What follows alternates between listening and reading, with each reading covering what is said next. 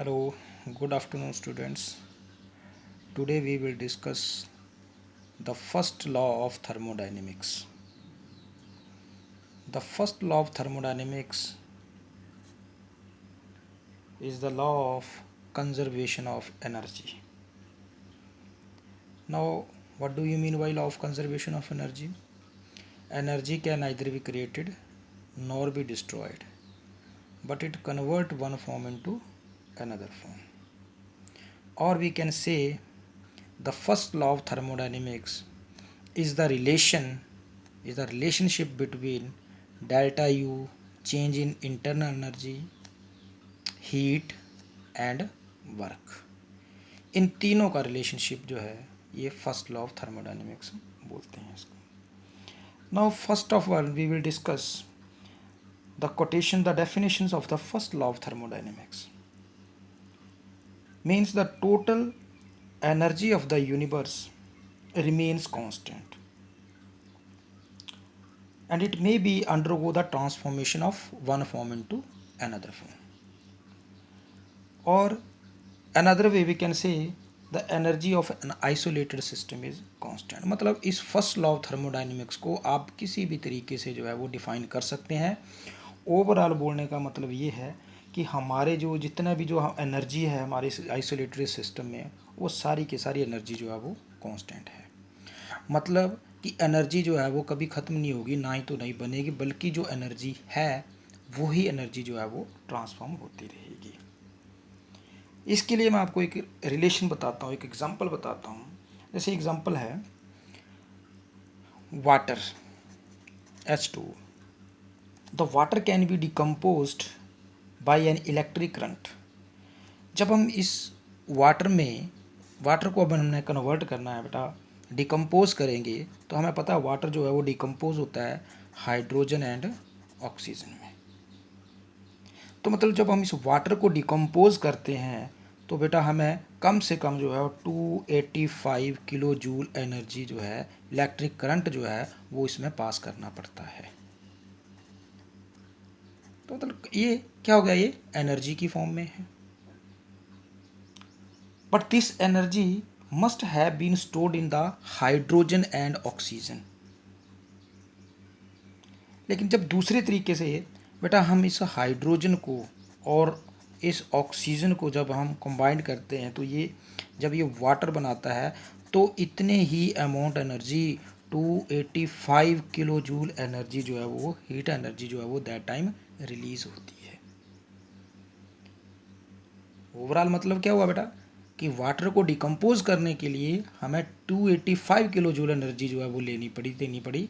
लेकिन जब हम हाइड्रोजन और वाटर जो है कंबाइंड वाटर की फॉर्म में बनाएंगे हाइड्रोजन और ऑक्सीजन जो है तो उस टाइम भी 285 उतनी ही एनर्जी रिलीज़ होगी जितनी दैट टाइम ली थी.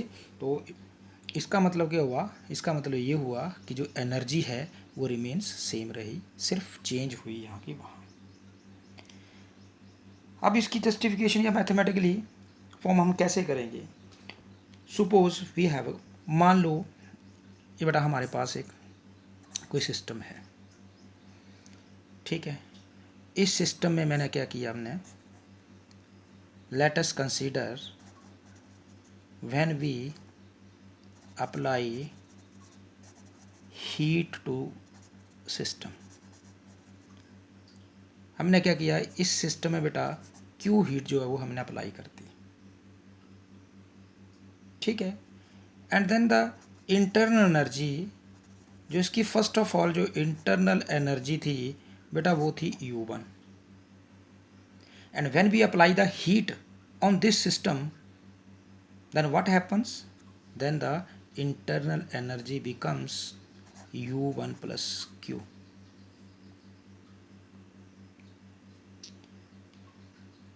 And after then if W work done, हम फर्दर क्या करेंगे बेटा, जो वर्क डन है W कोई वर्क डन है ये हम सिस्टम के ऊपर करवाएंगे ऑन द सिस्टम.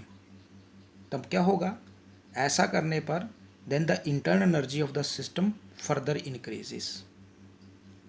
और वो इंक्रीज कहाँ तक करेगी बेटा, U1 प्लस Q तो ऑलरेडी थी, work done on the system करवा दिया, then it becomes U1 plus Q plus W and it becomes it is final energy that is U2।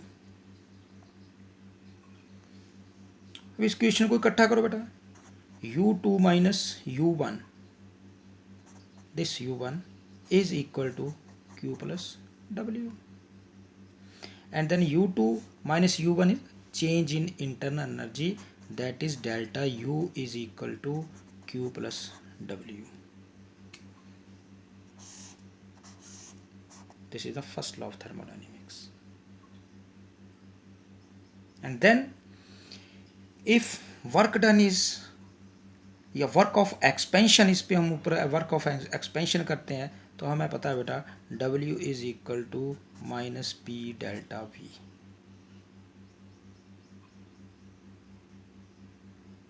And delta U is equal to Q minus P delta V, और we can say Q is equal to delta U plus P delta V। ये हर एक form जो है ये आपकी बेटा first law of thermodynamics की है, और आप देख रहे हैं कि ये फर्स्ट लॉ ऑफ थर्मोडायनेमिक्स जो है ये एक रिलेशन बनता जा रहा है अपना इंटरनल एनर्जी, वर्क और हीट में। अब थोड़ा सा कंसेप्ट हीट के लिए, हम बेटा हीट में हमने क्या पढ़ा था, हीट था बेटा, हीट को Q से के साथ हम रिप्रेजेंट करते हैं, it is the energy exchange between the system and surroundings. देखो हम तो पहले कई डेफिनेशंस पढ़ते थे कि heat is the sensation of warmth, ये, लेकिन थर्मोडायनेमिक्स में जो एक्चुअली जो डेफिनेशंस है हीट की, वो क्या है कि ट्रांसफ़र, जैसे ट्रांसफ़र करने का, एक हीट को ट्रांसफ़र करने, एनर्जी को ट्रांसफ़र करने का एक तरीका है। तो हम बोल सकते हैं कि एनर्जी एक्सचेंज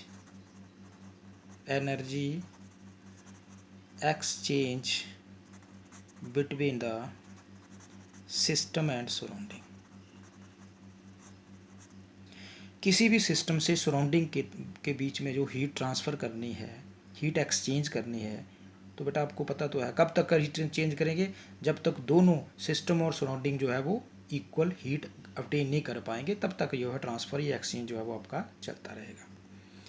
और इस हीट को बेटा साइन जो है, जैसे वर्क डन का था, इंटरनल एनर्जी का था, वैसे इसका हीट का साइन है, heat is given to system that is positive. अगर हम किसी भी सिस्टम को बेटा हीट देंगे तो इसका मतलब क्या हुआ, हीट देंगे तो वो सिस्टम जो है वो पॉजिटिव है। Heat given by the system, अगर बेटा कोई सिस्टम हीट देता है किसी को तो वो नेगेटिव होगा, मतलब हीट जो है वो गेन करना, लेना, तो वो सिस्टम का पॉजिटिव होगा, और हीट देना, रिलीज़ करना, इसका मतलब वो हीट नेगेटिव साइन में हम लेंगे। और हमें पता है बेटा हीट का यूनिट जो है वो हम कैलोरीज में लिखते हैं, and 1 calories is equal to 4.184 joules, ये आपको पता होगा। तो ये था हीट में, वर्क में। तो आपने देखा कि जो फर्स्ट लॉ ऑफ थर्मोडायनेमिक्स है वो किस तरीके से का आपका रिलेशन है हीट, वर्क और इंटरनल एनर्जी का। अब कई बार इसी तरीके से कुछ क्वेश्चंस हैं बेटा, वो क्वेश्चन पूछते हैं, जैसे मान लो एक क्वेश्चन है आपका, calculate internal energy change of A system absorb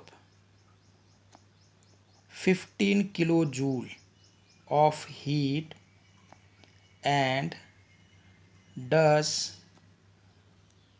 5 kilojoule of work, मतलब वर्क डन जो है वो बाय द सिस्टम कर रहे हैं। अब ये क्वेश्चंस हैं, अब इसको हम सॉल्व कैसे करेंगे। अब देखो फर्स्ट लॉ ऑफ थर्मोडायनेमिक्स के अकॉर्डिंग क्या करेंगे, हम यहीं से करेंगे according to first law of thermodynamics. तो फर्स्ट लॉ ऑफ थर्मोडायनेमिक्स में क्या है, इंटरनल एनर्जी हमने कैलकुलेट करनी है, तो पहले हम ये देखेंगे कैसे बेटा, heat a system absorbs 15 kilo joule बेटा। तो बेटा क्यू की वैल्यू क्या दी है, Q is equal to 15 kilo joule, क्योंकि सिस्टम जो है वो हीट एब्जॉर्ब कर रहा है। And then what is the value of W, W क्या है बेटा, ये जो वर्क डन है ये बाय द सिस्टम हो रहा है, इसका मतलब क्या है, डब्ल्यू -5 किलो। आपको पता है बाय द सिस्टम आता है तो हम साइन जो है वो हम नेगेटिव लेते हैं। और हीट जो है ये एब्जॉर्ब हो रही है, मतलब सिस्टम को दी जा रही है। अभी मैंने आपको बोला कि heat is given to the system, तो बेटा वो पॉजिटिव है, तो इसलिए Q जो है ये 15 जूल बनेगा और W की वैल्यू जो है ये -5 किलो जूल है। देन आपको पता है बेटा फर्स्ट लॉ थर्मोडाइनमिक्स आपने क्या बोला है, delta U is equal to Q plus W, it is 15 plus -5 that is 10 kilo joule. तो आपकी जो चेंज इन इंटरनल एनर्जी है वो कितनी है बेटा, 10 किलो जूल।